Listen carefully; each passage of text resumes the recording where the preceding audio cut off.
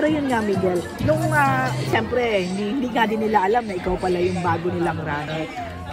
Kanino ka parang medyo nung umpisa, nahihirapan asiwa? Oo, gano'n. Hindi naman naasiwa po, pero nahirapan akong makisama kay Boss G. Ay, kay Glyza. Bakit? Intimidating eh, nakakatakot. Talaga ba?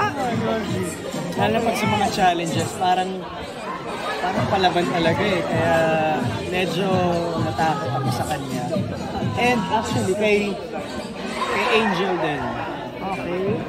Parang nahirapan ako mag-connect sa kanya personally. Pero merong one time na nag-coffee kami lahat ng runners. Nakapag-usap kami ng malalim. So parang naintindihan ko siya, okay, kaya pala ganito. So feeling ko, nahirapan ako kumanig kay Angel and na-intimidate ako kay Boss G. I see. So paano naman na ano yun?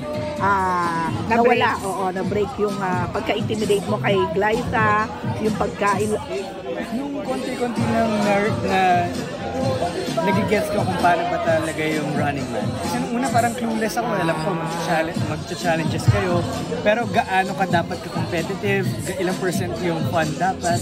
Pero nung medyo nagigets ko na, saka ko parang mas nakilala si Boss G na okay, competitive siya, pero masaya pala siya kalaro. Lalo na pag hindi kami nasa taping, pag gumagala-gala kami, masaya mo siya kasama. So, doon ako parang...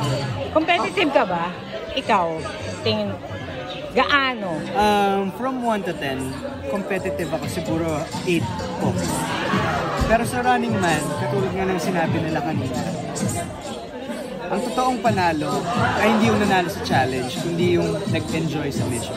I mean, kung nanalo ka man pero hindi ka masaya, parang walang point na kailangan masaya ka dito sa challenge. Pero hindi naman ibig sabihin na